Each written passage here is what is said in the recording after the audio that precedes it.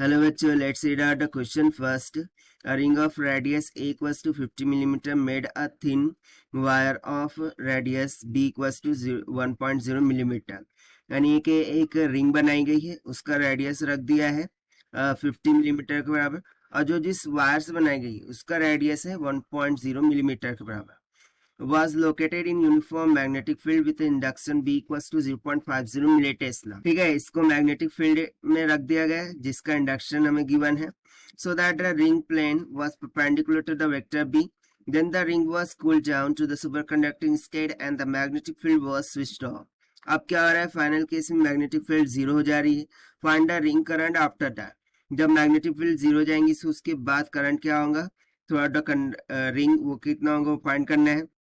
Note that the inductance of a thin ring along which the surface current flows is equals to, so वो कितना given है, L is equals to mu naught A ln 8A divided by D divided by B minus of 2K equal. तो चलिए start करते हैं हम की concept से which we are going to use here for this question. So की concept क्या लगा सकते हैं, Faraday law of electromagnetic induction. So Faraday law के अकॉर्डिंग जो भी इंड्यूस ईएमएफ होता है E equals to minus of D phi by D T के इक्वल होता है. बस कॉन्सेप्ट का यहाँ पर यूज करेंगे. सो देखिए, इनिशियली जो भी रिंग थी, ठीक है, उसमें जो फ्लक्स प्रोड्यूस होता है उसका फॉर्मूला क्या होता है, phi is equals to B into A, के जहां पर ए जो होता है एरिया ऑफ क्रॉस सेक्शन होता है.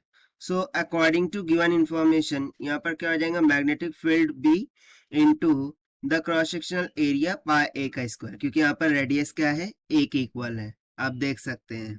सो ये जो हमने कैलकुलेट किया है ये क्या हो जाएगा, initial flux that will be equals to B pi A का स्क्वायर.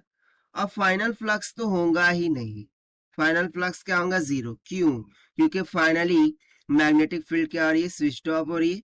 सो फ्लक्स लिंकेज होगा क्या, नहीं.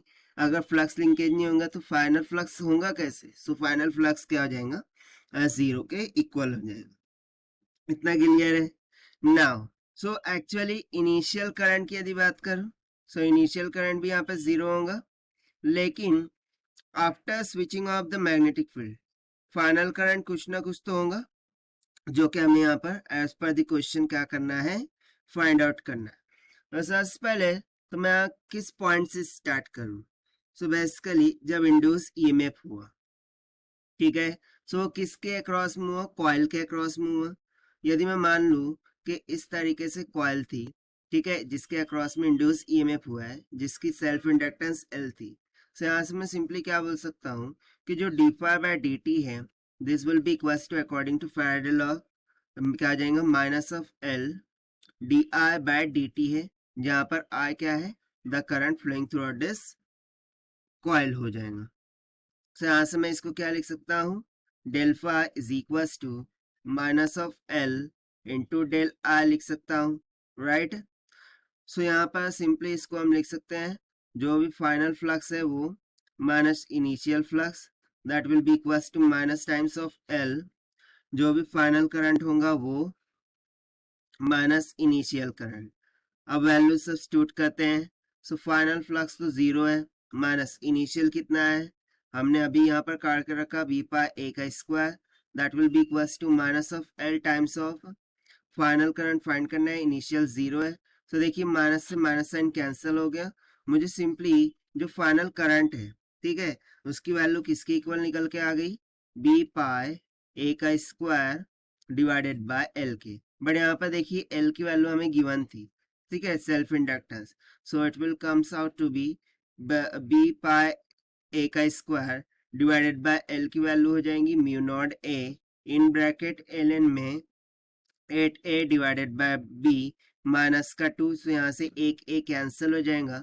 फाइनली मुझे फाइनल करंट की जो वैल्यू है वो किसके इक्वल निकल के आ जाएंगी, B pi into A divided by mu naught in bracket L N of 8a by B minus of 2 के इक्वल. अब हम क्या करते हैं, जो भी वैल्यूज है उसे सब्स्टिट्यूट करते हैं. So here I am writing. So यहाँ पर देखिए जो फाइनल करंट है, ठीक है, that will comes out to be magnetic field वो हमें गिवन थी 0.50 milli henry, sorry milli tesla, so 10 का माइनस 3 हो जाएगा, मल्टीप्लाई बाय पाई की वैल्यू 3.14 रख देंगे, multiply by A, so radius given था 50 मिलीमीटर, यानी कि 50 इंटू 10 का माइनस 3 हो जाएगा, डिवाइडेड बाय म्यू नॉट की वैल्यू कितनी होती है 4 पाई इंटू 10 का minus 7 in bracket ln of 8a, a की वैल्यू अगेन 50 इंटू 10 का माइनस 3, और देखिए बी की वैल्यू 1 मिलीमीटर की इक्वल गिवन थी, राइट, सो वो भी सब्स्टिट्यूट कर ही देते हैं कि 1 इंटू 10 का माइनस 3 ये कैंसिल हो जाएगा, माइनस का 2 हो गया, सो इसको फर्दर सिंप्लीफाई करते हैं, तो जब आप इसे सिंप्लीफाई करेंगे तो देखिए पाई से पाई तो कैंसिल हो गया, राइट, और ये जो ऊपर वाला न्यूमरेटर का टर्म है उसको सिंप्लीफाई करने पर 62.5 आएगा डिवाइडेड में ये जो ln की वैल्यू दिख रही है, ठीक है, ln की वैल्यू लॉग की, इसकी वैल्यू नियर अबाउट 3.99 के इक्वल आती है, तो जब आप इसे डिवाइड करते हैं सो फाइनल करंट की वैल्यू निकल के आ जाएंगी 15.66 एम्पियर की इक्वल, और यही हो जाएगा हमारा आंसर फॉर दिस क्वेश्चन जो कि हमने सॉल्व किया है by using the Faraday law of electromagnetic induction concept से. So this is the required solution. I hope you understood it well. Best of luck. Thank you.